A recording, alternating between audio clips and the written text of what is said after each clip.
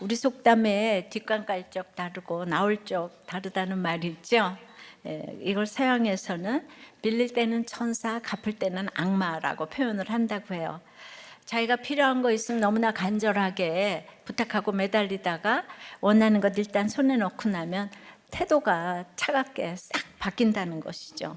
여러분은 이런 사람 경험한 적 있으신가요? 떠오르는 얼굴이 딱 있나요? 혹시 여러분이 그런 사람은 아니에요? 나만도 뒷간갈적 마음과 나올적 마음이 달라졌어요. 그런데 나쁘게 달라진 게 아니라 좋게 달라졌습니다. 요청할 때는 거만한 장군이었는데 은혜를 갚을 때는 완전히 어린아이처럼 바뀌었어요. 그래서 다만 여호와께 드리겠나이다 라는 확실한 신앙 고백을 하는 성도가 이제 됩니다. 오늘은 이렇게 확실한 신앙을 고백하는 삶에 대해서 생각을 해보겠습니다. 다만 여호와께 드리겠나이다의 고백은 첫째로 하나님의 사람에게로 돌아오는 것입니다. 15절이에요. 나만이 모든 군대와 함께 하나님의 사람에게로 다 같이 돌아와서 그의 앞에 서서 이르되 내가 이제 이스라엘 외에는 온 천하에 신이 없는 줄 아나이다. 청하건대 당신의 종에게서 예물을 받으소서 하니, 그러니까 자기 나병이 깨끗하게 된 나아만은 아마도 전자동으로 모든 군대와 함께 아람으로 직행을 했나 봅니다. 그러니까 돌아왔다고 하지요. 사실 나병 치료에 대해서는 빚진 게 없다고 여길 수 있죠. 많은 예물을 갖고 왔으니까. 그런데 가다가 돌아와서 하나님의 사람 앞에 섰어요. 나병 걸렸을 때 나아만은 거만한 군대 장군으로서 말들과 병거들을 거느리고 엘리사의 집 앞에 당당히 섰었어요. 하지만 나병의 고침을 받고 돌아온 나아만은 엘리사 앞에 그의 종이 되어 섰습니다. 그래서 당신의 종에게서 예물을 받으소서라고 합니다. 그런데 나아만에게 하나님의 사람 엘리사 앞은 어떤 자리입니까? 내 생각이 깨지는 자리예요. 자기 생각과 너무 다른 말씀을 들은 자리였어요. 그리고 너무 화가 났던 자리였어요. 분노하며 떠났던 자리였어요. 자존심만 내세웠더라면 절대로 다시는 오고 싶지 않은 자리였어요. 생각하고 싶지도 않은 자리였어요. 하지만 너무 화가 나고 너무 찌질해서 무시가 되지만 하나님의 사람의 말대로 했더니 그 말씀대로 깨끗하게 되는 기적을 경험했어요. 여기서 끝났다면 오늘 본문은 있지도 않았을 거예요. 하지만 나아만은 기적 앞에서 생각했어요. 하나님의 사람을 무시했던 자기 거만함을 생각했어요. 아바나와 바르바를 자랑하며 요단강을 무시했던 자랑질을 생각했어요. 아람의 신 림몬을 숭배하며 엘리사가 섬기는 그 신 하나님을 우습게 여겼던 자신의 거만함을 생각했어요. 그런데 또 여기서 끝났다면 오늘 우리가 알고 있는 나아만은 없었습니다. 한 걸음 더 나아가서 나아만은 내 생각이 옳다는 거만함의 자리에서 내려왔어요. 장군의 자존심을 버리고 종으로 섬기는 마음을 선택했습니다. 그래서 발길을 돌려 하나님의 사람 앞으로 돌아왔어요. 말씀을 들었던 말씀의 자리로 돌아왔습니다. 내 생각에서 벗어난 나아만은 깨끗하게 되어 하나님의 백성으로 여김받고 삶의 가장 윗자리를 하나님께 내어드렸습니다. 영육간에 슈부동사를 써서 돌아왔다고 했어요. 신앙 고백이 있게 된 것이죠. 이것이 바로 죄에서 돌이켜 하나님의 사람의 말씀의 자리로 돌아오는 회개입니다. 회개는 단지 죄를 깨닫고 죄에 대해서 후회하며 죄를 반복하지 않겠다고 결단하는 것이 아니에요. 말씀의 자리로 돌아오는 거예요. 말씀 없는 회개는 없어요. 죄를 고백하고 오픈하는 것이 능력이 아니에요.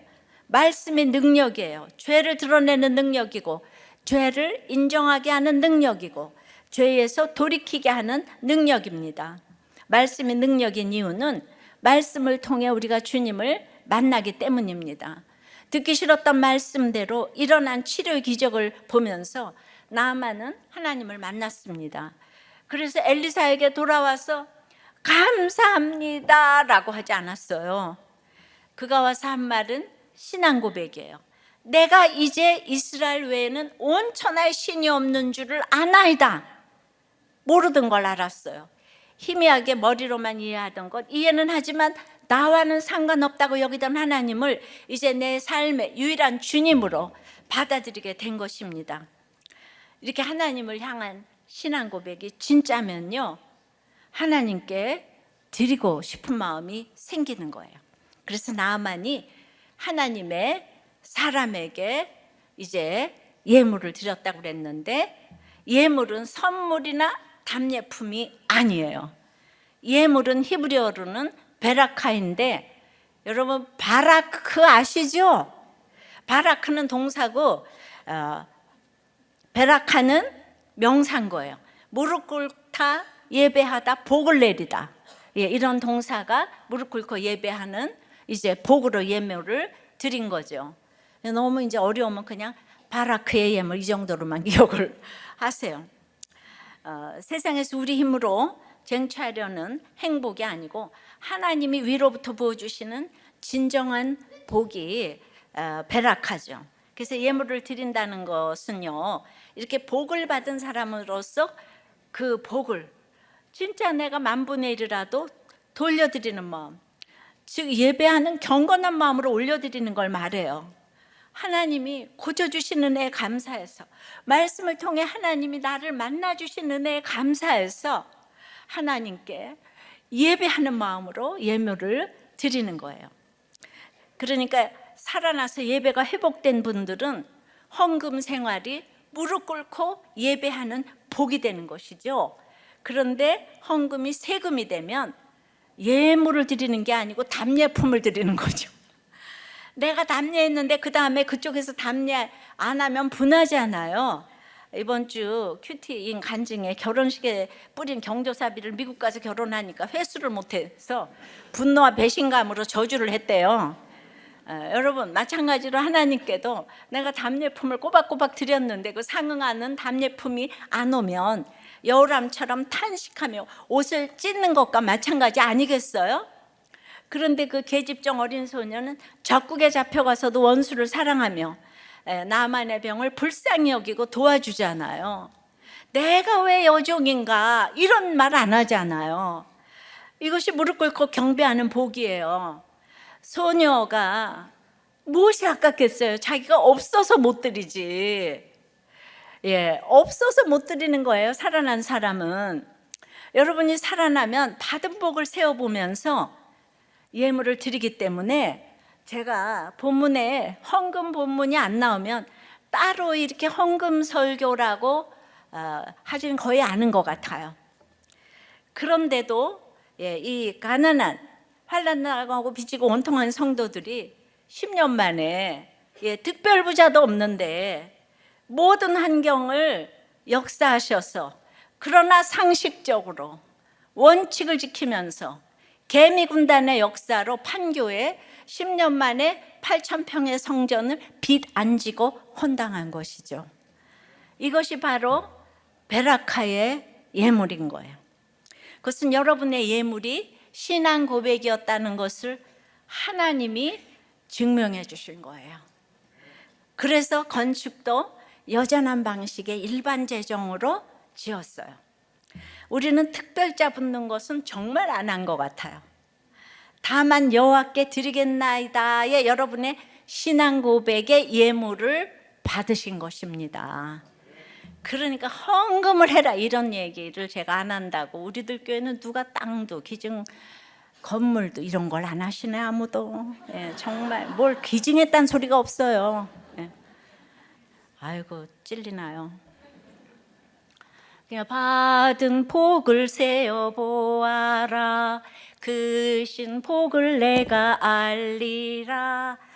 주 받은 복을 세어 보아라, 주의 크신 복을 내가 알리라. 이게 되면요 저절로 예물이 드려지는 거예요.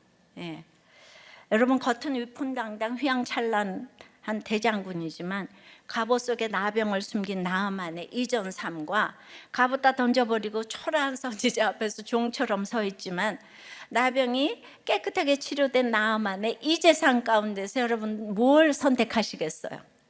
여러분 자녀가 세상이 부러워하는 좋은 학벌, 좋은 직장, 좋은 결혼을 하지만 주님을 믿지 않는 영적 나병에 걸린 것과 예수님을 믿고 교회 열심히 다니지만 세상에서 종과 같이 낮은 모습으로 사는 것 중 어떤 것이 더 좋으세요? 둘 다 그렇게 되시기를 축원합니다. 그러나 더 중요한 것은 영적으로 고침받는 것, 깨끗함을 얻는 것, 예수님 외에는 온 천하에 신이 없는 줄을 아나이다라는 신앙 고백이 있는 것입니다. 내 영혼이 잘 되는 것이 먼저고 범사가 잘 되는 것은 나중이에요. 학원보다 예배가 먼저라는 뜻입니다. 내가 원하는 일, 내 계획대로 하는 것보다 주일 성수가 먼저예요. 내 생각대로 멀리 떠나는 것보다 말씀의 자리로 돌아오는 것이 중요합니다. 타락한 인간 본성은 잠시 숨어 있다가 때가 되면 다시 고개를 들어요. 즉 세상적인 방법으로는 인간이 절대 근본적으로 새롭게 될 수 없는 것입니다. 전적으로 하나님만이 여러분의 기도를 응답해 주실 수 있어요. 그러니까 기도가 응답되었다면 예배 회복의 그 예물로 무릎 꿇고 예배하는 영과 육의 이 바라크의 예물을 하나님께 드리시기를 바랍니다. 베라카의 예물, 바라크의 예물, 동사, 명사 다 예물, 몸으로 예물로 드리시길 바라요. 적용 질문이에요. 여러분의 믿음의 상태는 뒷간갈적 마음입니까? 나올적 마음입니까? 즉 간절함입니까? 입을 싹 씻고 있습니까? 여러분의 헌금은 답례품입니까? 하나님께 무릎 꿇고 경배하고 드리는 신앙 고백의 이 바라크의 예물입니까? 갔다가 도로 돌아와야 할 하나님의 사람의 말씀의 자리는 어디입니까? 갔다가 도로 돌아와야 될 자리 교회예요? 목장, 양육, 가정, 회사 어디예요? 다 돌아오시기를 바랍니다. 자, 다만 여호와께 드리겠나이다의 고백은 두 번째는 첫 번째는 뭐라고 그랬죠? 하나님의 사람에게로 도로 돌아오라고 그랬어요. 두 번째는 다른 신에게 드리는 일을 멈춰야 합니다. 16절이에요. 이르되 내가 섬기는 여호와께서 살아계심을 두고 맹세하노니 내가 그 앞에서 받지 아니하리라 하였더라. 나만이 받으라고 강권하되 그가 거절하니라. 나만이 드리는 예물을 엘리사는 지금 단호하게 거절하는데요. 이 분명히 하기 위해서 여호와께서 살아계심을 두고 맹세하노니 해요. 그러니까 나만은 다시 강권해요. 서로 몇 번을 반복하다가 끝내 엘리사가 이겼습니다. 나만의 예물이 하나님 앞에서 진정성이 있기 때문에 엘리사는 예물을 거절했어요. 이게 무슨 말이죠? 사실 받는 것이 훨씬 쉬운 상황이에요. 하지만 엘리사는 구원을 위해 거절합니다. 지금 이제 우상숭배 죄악에서 돌이켜 하나님께 나오는 나아만이잖아요. 그런데 자신이 나아만이 드리는 예물을 받으면 이제 나아만의 믿음이 이제 막 시작되었잖아요. 근데 이 믿음을 하나님을 향하도록 섬세하게 디테일을 챙기면서 인도하는 게 선지자의 사명인데 하나님께 드리는 예물을 이렇게 가로채는 것은 선지자가 할 일이 아닌 거예요. 이런 것 하나도 모르는 초신자 나아만이 순수한 마음으로 바치는 예물을 그저 인정만 생각해서 받는다면 어떻게 되겠어요? 하나님이 베푸시는 구원을 돈 주고 살 수 있는 것으로 나아만이 착각할 수 있지 않겠습니까? 엘리사는 은혜가 거래할 수 있는 게 아님을 분명히 알려주기 위해서 나아만이 말씀의 자리로 돌아온 회개가 더 큰 구원의 열매를 맺을 수 있도록 믿음으로 자라도록 돕기 위해 끝까지 예물을 거절하여 받지 않습니다. 이렇게 받지 않아야 될 때가 있는가 하면은 수냄 여인의 게스트하우스는 또 받았잖아요. 그러니까 그거를 분별하는 게 구속사적인 그 믿음이에요. 근데 내가 이 주님을 신앙 고백이 없으면 이런 게 분별이 참 안 돼서 여러분들은 목장에서 붙어서 이렇게 들어야 되는 거예요. 그 처방을. 이제 그러자 나아만이 오히려 다른 요청을 합니다. 17절에요. 나아만이 이르되 그러면 청하건대 노새 2마리의 실을 흙을 당신의 종에게 주소서. 이제부터는 종이 번제물과 다른 희생제사를 여호와 외 다른 신에게는 드리지 아니하고 다 같이 다만 여호와께 드리겠나이다. 나아만은 그러면 이스라엘에 흙을 달라 그러는 거예요. 그 노새 한 마리가 실을 수 있는 그 무게가 한 70kg 정도 되니까 한 이제 140kg 정도의 흙을 가져가려고 하는 거예요. 근데 나아만의 그 신앙이 갓난아이 수준이었기 때문에 그 여호와 하나님이 이스라엘의 신이고 이스라엘의 흙이 있어야 예배할 수 있다고 생각했어요. 근데 이런 것을 옳고 그름으로 따지면 안 되는 거예요. 나아만 입장에서는 충분히 그럴 수 있어요. 하지만 그 목적이 무엇입니까? 이제는 번제물과 희생제사를 림몬 같은 다른 신에게 드리는 우상 숭배를 멈추고 다만 여호와께 드리겠다. 오직 여호와만을 예배하겠다. 이 뜻 아닙니까? 예. 근데 이스라엘에 살면서 흙까지 가겠다 그러면 이건 또 우상 숭배예요. 언약궤 놓고 블레셋하고 이스라엘하고 서로 부적같이 가져가려고 하니까 뺏기게 하시잖아요. 그죠? 예. 그러니까 이제 부적이 되면 안 되는 거예요. 그러니까 만약 엘리사가 아무 생각 없이 나아만이 드리는 예물을 받았더라면 어떻게 됐겠어요? 온천하의 하나님만 참 신이라는 고백에서 딱 스톱했어요. 멈췄어요. 그 고백으로 드린 예물을 선지자가 받았잖아요. 예. 거기서 그럼 끝났겠죠. 하지만 엘리사가 하나님보다 돈을 섬기지 않았어요. 돈에 자기 마음을 드리지 않았어요. 또 나아만의 마음을 상하게 하지 않겠다는 그런 인간적인 정에 자기 마음을 드리지도 않았어요. 돈이든 인정이든 다 우리가 하나님처럼 섬기기 쉬운 것 아닙니까? 돈에 정에 다 무너지잖아요. 요즘 우리가 묵상하고 있는 발람은 돈의 인정에 마음을 들이다가 망하잖아요. 그러나 엘리사는 이런 우상 숭배를 단호히 멈추고 오직 나아만의 구원만 생각합니다. 하나님만을 섬기며 이제 예배하는 모습이에요. 네. 코로나 백신 개발에 참여한 수많은 사람이 억만장자가 됐다고 해요. 근데 백신의 어머니 소리를 듣게 된 올해 노벨 생리의학상을 받은 커리코는 지난해 그 바이오엔테크를 떠나서 세게드 대해서 연구를 계속하고 있다고 그래요. mRNA라고 메신저 리보핵산으로 모든 질병을 극복하는 것이 꿈이라는 이유에서예요. 이 여인은 사투리를 사용하는 헝가리 이민자하고 여성 과학자예요.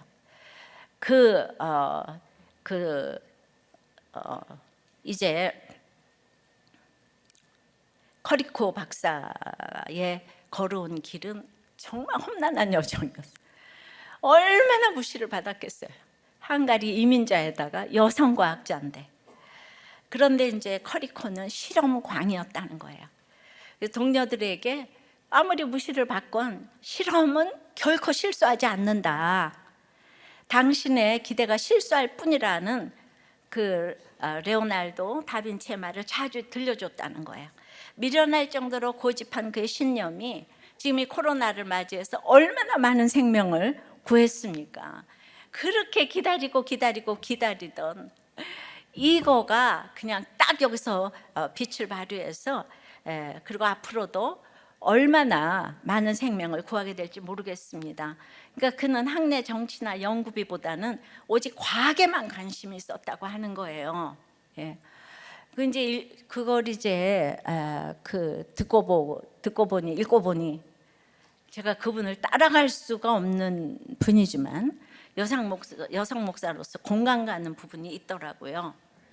그러니까 목회 성공이 아니라 그래도 한 사람을 살리고자 하는 영혼 구원의 가치를 가지고 수도 없이 소그룹의 나눔을 듣고 또 듣는 것이 이게 실험에 참여하는 거 아니겠어요? 이론으로 목회를 한 게 아니잖아요. 그러니까 수많은 소그룹의 임상이 우리들 교회 부흥의 견인차 역할을 했겠구나라는 생각이 들어요. 저도 정치를 하지도 않지만 끼워주지도 않아요. 예.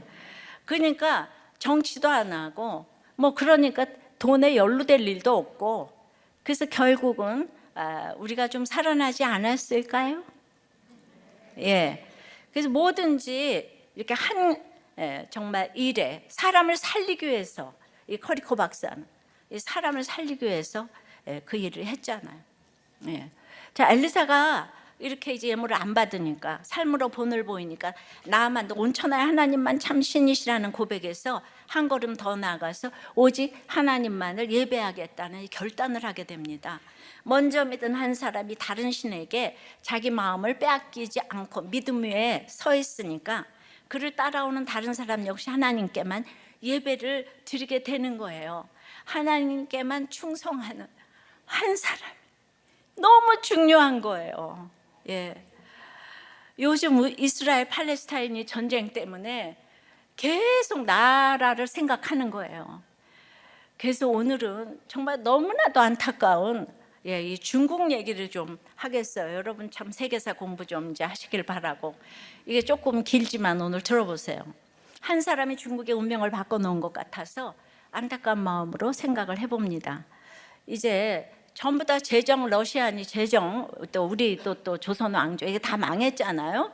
예, 청나라도 쇠퇴해갈 쯤에 그 링컨에서 힌트를 얻어서 신의 혁명을 일으켜서 민족, 민권, 민생의 삼민주의, 자유와 평등을 기초로 이 중화민국을 건국한 손문, 순원 아시죠? 그러니까 관련이 있는데요. 제가 어려서 중국집에 가면 손문과 장개석의 초상화가 중국집마다 있었어요. 예. 그래서 이제 거기 중국 현대사의 가장 유명한 송자매, 송애령, 경령, 미령, 그러니까 아이링, 칭링, 메이링, 이렇게 이제 중국어로. 이 셋 모두 첫째 애령은 손문의 비서였다가 당시 상해 최고 재벌인 공상회와 결혼을 했고요. 둘째 경령은 손문과 결혼을 했어요. 셋째 미령은 손문 사후에 중화민국 지도자가 된 장개석과 결혼을 했습니다. 세 자매가 다 영웅과 결혼을 한 셈이에요. 도대체 이런 딸을 낳은 부모는 어떤 사람일까요? 송씨 세 자매의 부친은 송가수인데요.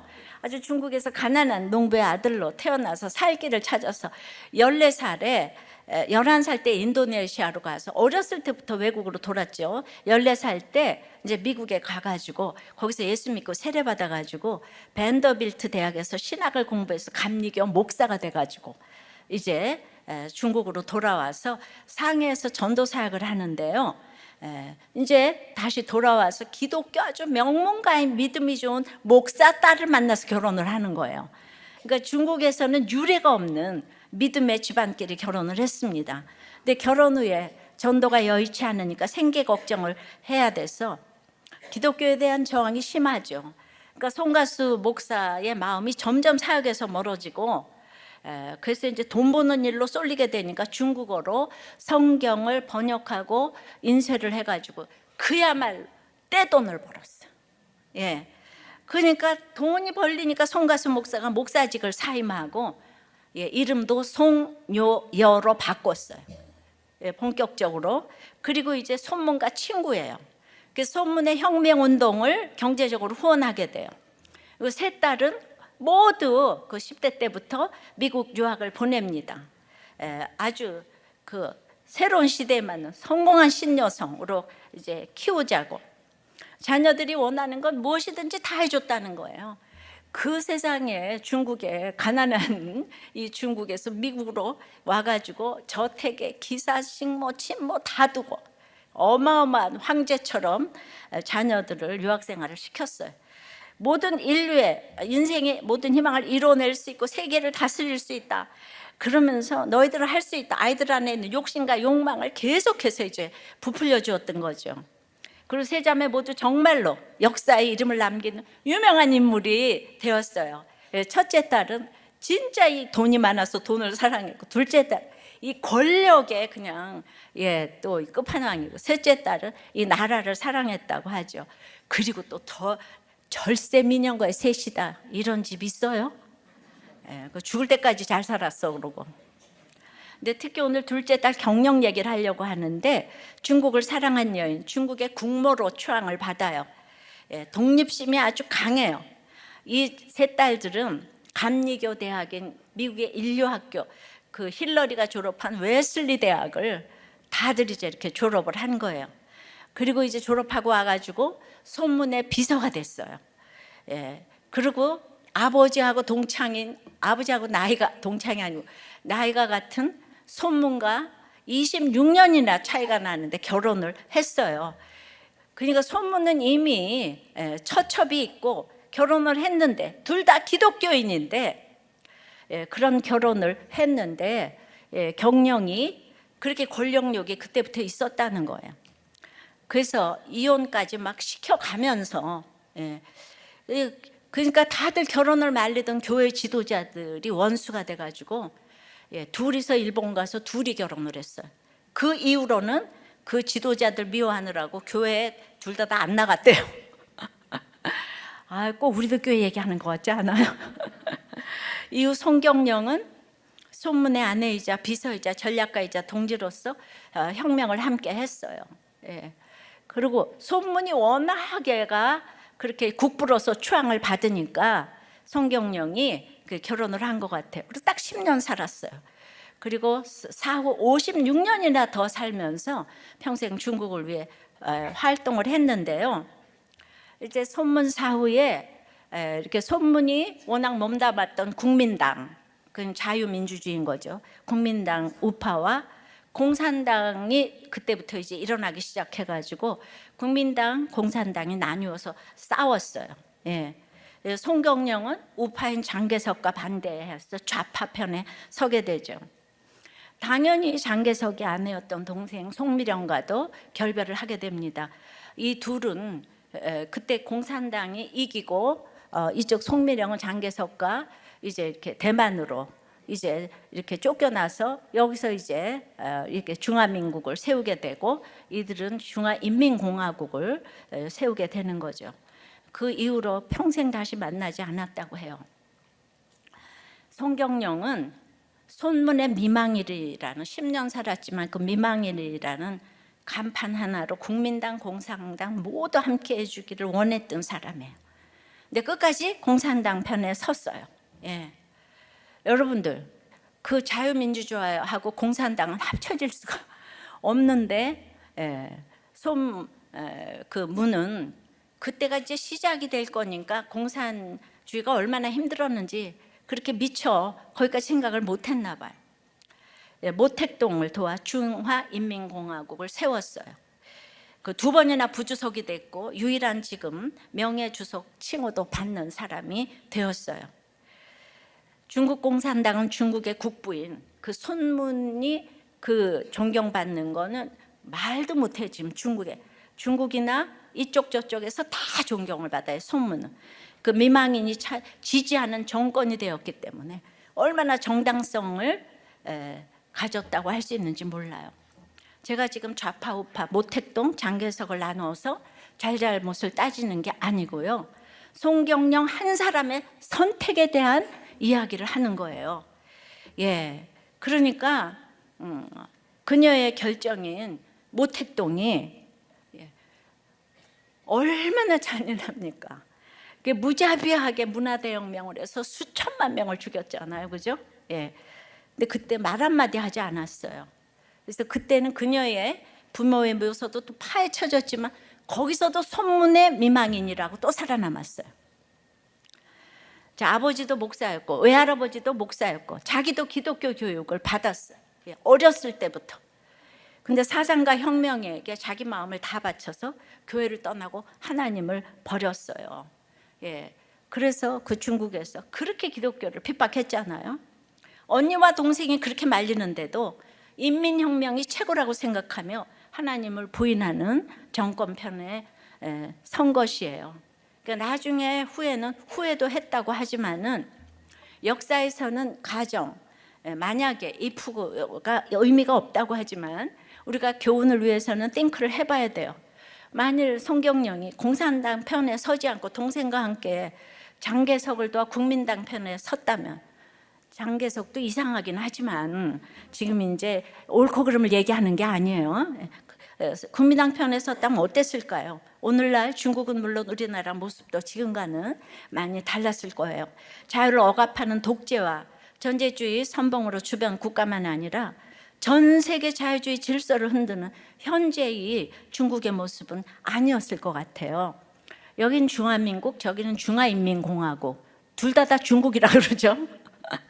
탁월한 배경과 경력과 능력과 성품과 영향력을 가진 한 사람이 말씀의 자리를 떠나 자신이 옳다고 여기는 이념을 섬긴 나머지 멀리 가버린 그 결과가 너무너무 크잖아요, 그죠?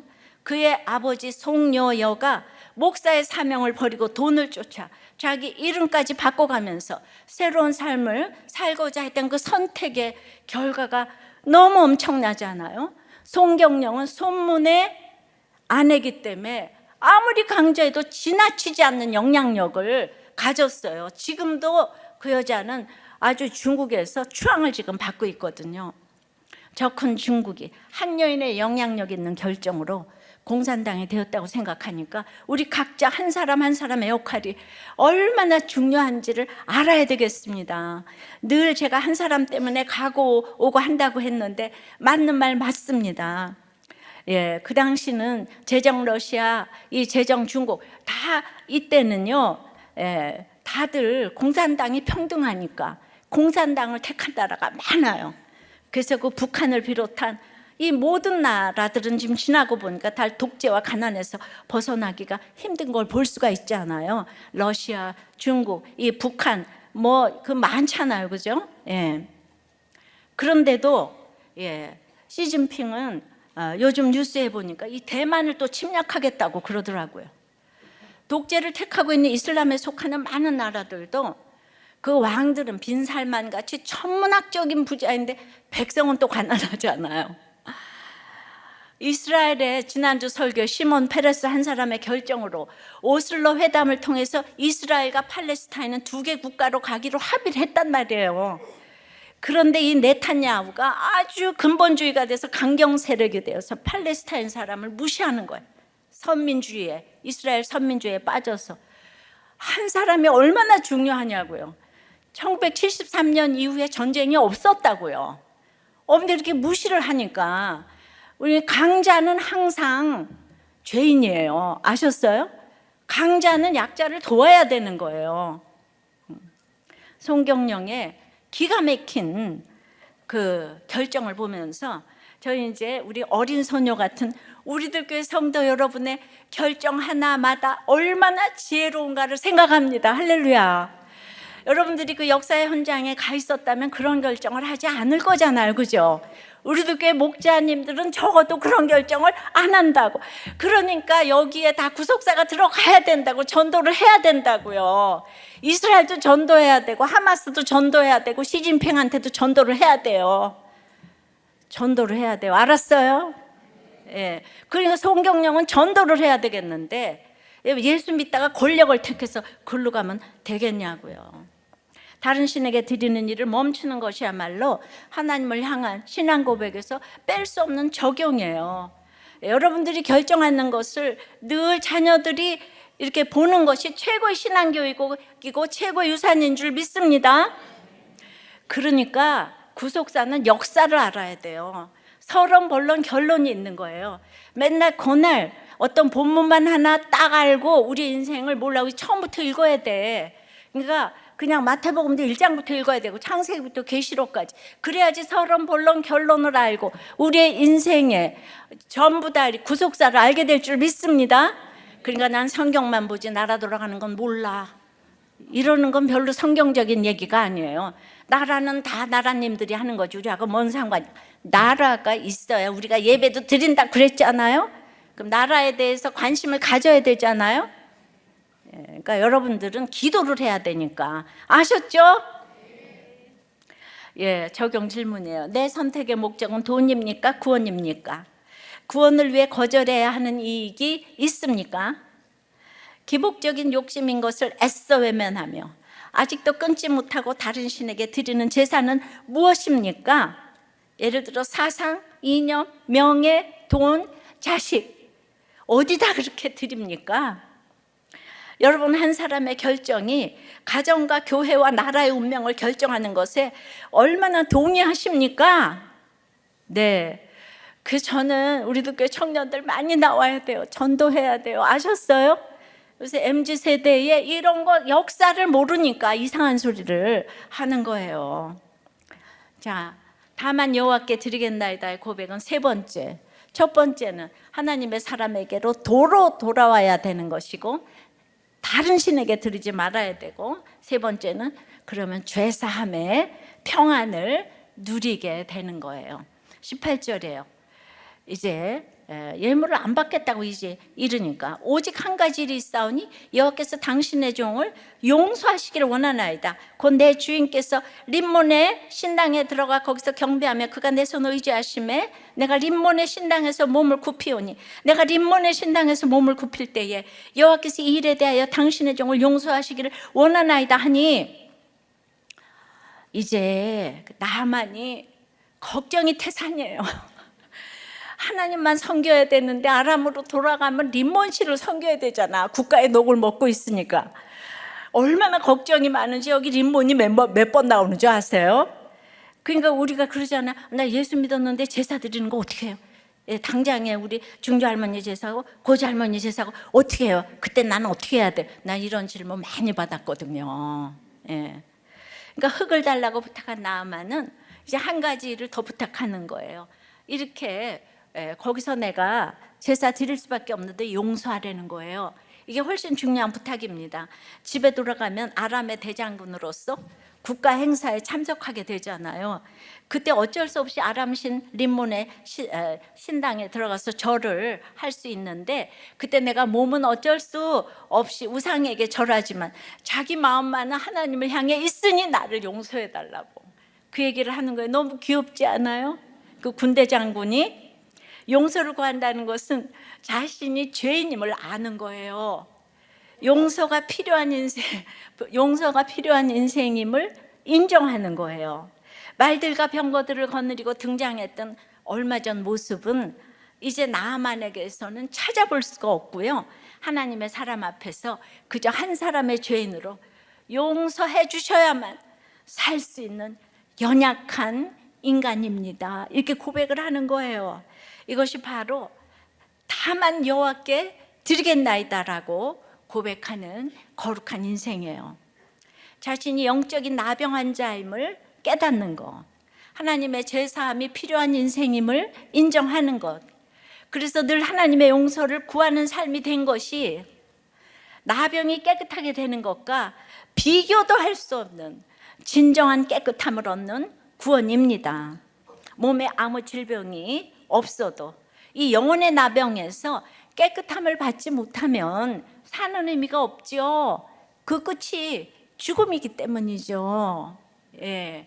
그러니까 그 좋은 정말 공부를 하고 그 좋은 권력을 가지고 미국과 중국에, 그래도 그 사람들이 예수를 안 믿었으면 그 끝이 뭐예요, 그죠?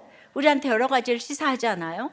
하지만 몸이 질병으로 가득하고 마음이 무너져 내리는 고통 가운데 있어도 자신이 영적인 나병 환자임을 알고 하나님 백성의 일원으로 날마다 하나님께 돌아와 용서를 구하는 것 자체가, 그런 인생이 바로 깨끗한 인생, 천국을 향해 달려가는 복된 인생인 거예요.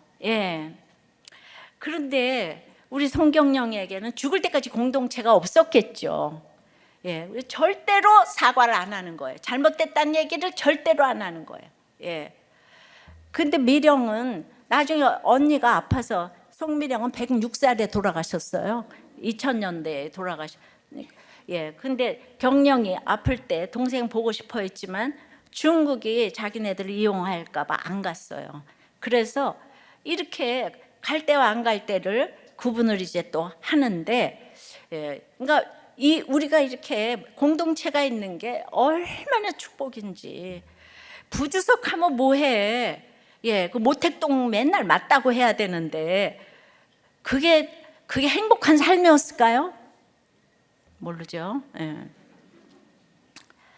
그러니까 자신이 영적인 이제 그 몸이 질병으로 가득하고 마음이 무너져 내리는 고통 가운데 있어도 영적인 나병 환자임을 알고 하나님 백성의 일원으로 날마다 하나님께 돌아와 용서를 구하는 것 자체가, 그런 인생이 바로 깨끗한 인생, 천국을 향해 달려가는 복된 인생입니다. 이런 겸손한 부탁에 엘리사는 뭐라고 대답을 합니까? 19절이에요. 엘리사가 이르되 너는 평안히 가라 하니라. 그가 엘리사를 떠나 조금 가니라. 용서해달라는 부탁에 대해서 하나님이 선지자를 통해 주시는 답은 평안히 가라입니다. 여러분, 오늘 기도할 때 저를 용서해 주세요, 그렇게 기도할 때 하나님이 평안히 가라 해주실 줄 믿습니다. 죄사함의 평안이에요. 거만하면서 돌이켜 하나님만 섬기는 하나님의 종으로 살겠다고 결단했으니까 이제 자신이 살던 일상의 삶으로 돌아가지만 이제 불안과 걱정과 염려를 버리고 평안을 가지고 샬롬을 가지고 고향으로 돌아가라는 거예요. 이것이 우리가 누려야 될 평안입니다. 어떤 인생이든 고난 가운데 이제 말씀을 듣고 인생의 방향을 전환하여 하나님께 나오면 평안입니다. 인생이 될 줄 믿습니다. 수넴 여인이든 나아만이든 똑같아요. 차별이 없어요. 누구든지 그리스도 예수 안에서 새로운 피조물이 됩니다. 저주의 인생에서 평안의 인생으로 바뀝니다. 우리에게 닥치는 모든 사건은 하나님께 돌아와 평안을 얻으라는 이정표이자 알람입니다. 사건이 올 때 내 판단과 내 감정으로 오르락 내리락 울그락 불그락 할 게 아닙니다. 사건이 오면 그것이 무엇이든 하나님께 돌아가는 전환점으로 삼아야 합니다. 그때 샬롬의 하나님이 우리에게 샬롬을 주실 줄 믿습니다. 지난주에 이어서 그 남자들이 너무 그 승진이 안 되면 다들 우울증에 걸리는 것 같아요. 남자들은 오직 그 직장 승진의 인생의 다 한계를 이렇게 맛보는 것 같아요.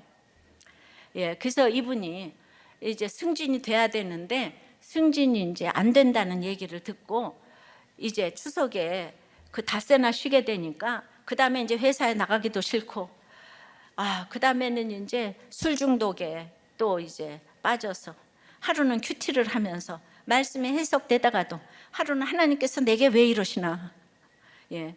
그리고 오늘은 점심에 너무 밥이 먹기 싫어 혼자 사무실에 있었는데 내가 왜 일을 해야 하나. 최근 회사 일로 많이 지치고 집에서도 귀찮아하지만 말씀 듣는 큐티와 예배의 자리는 떠나지 않고 있습니다. 이게 중요한 나눔이에요. 아무리 우울증이 걸려도 아무리 궁시렁궁시렁 거려도 하루는 말씀에 해석되다가 하루는 하나님 왜 이러시나 이랬대잖아요. 큐티 했다는 거죠? 잘 들어요. 어제도 소주 한 병 먹고 누워서 유튜브를 보며 웃는데 딸과 아내가 싸운 타이밍이었다. 중간에서 조정을 해줘야 하는데 내가 힘드니 그게 안 되었다. 아내는 그런 나를 보며 내 마음에 악이 있어서 승진이 안 된 거다, 이렇게 얘기를 했대요. 그래서 오늘도 회사에 가기 싫고 가업도 하기 싫고 밥도 안 먹혔다. 그런데 큐티를 하는데 가나안으로 가라는데 기분이 좋았다. 그러니까 큐티를 이렇게 그래도 하시네요, 날마다.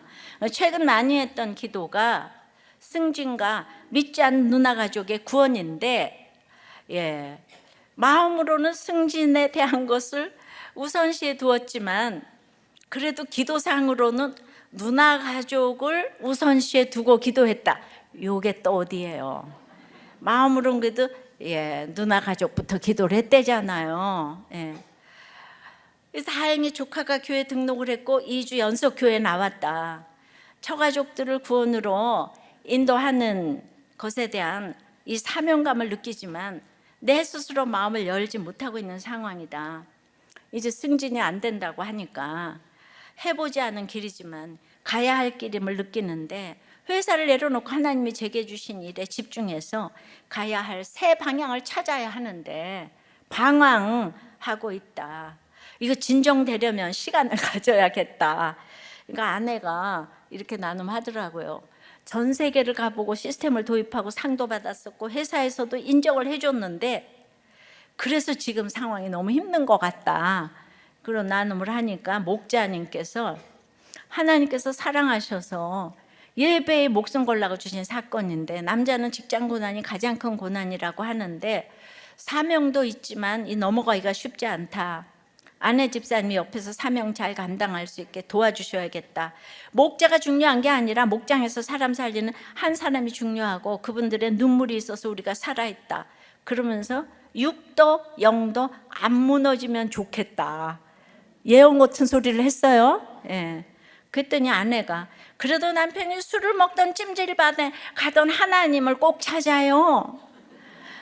저는 여러분들이 우울증도 걸리고 이러는데 이거를 목장에 나와서 이렇게 길게 나눔을 했다는 것에 너무 점수를 주고 싶은데요. 우리가 연약하잖아요.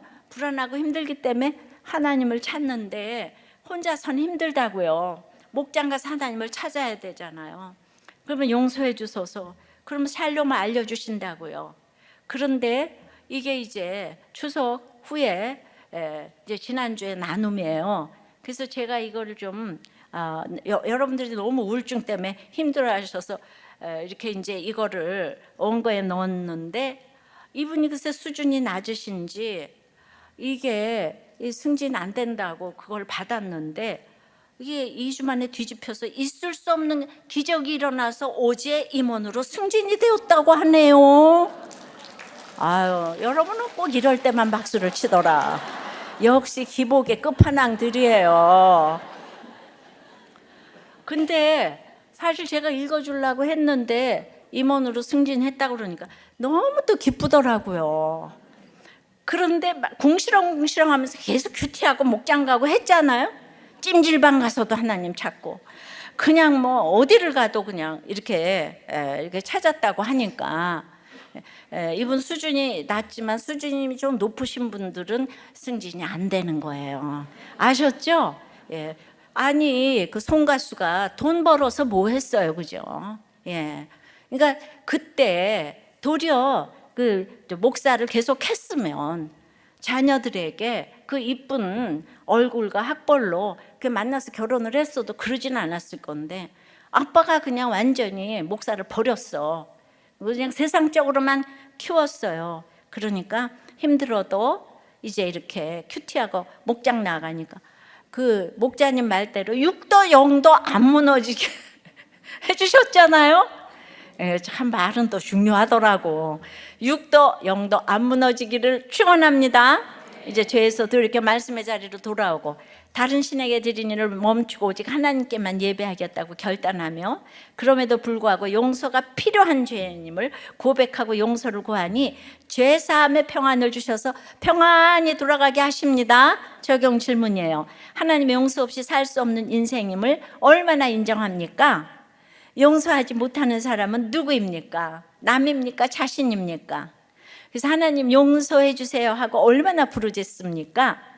죄사함의 평안을 얼마나 누리고 있습니까? 예, 말씀을 맺어요. 다만 여호와께 드리겠나이다. 이건 신앙 고백이잖아요.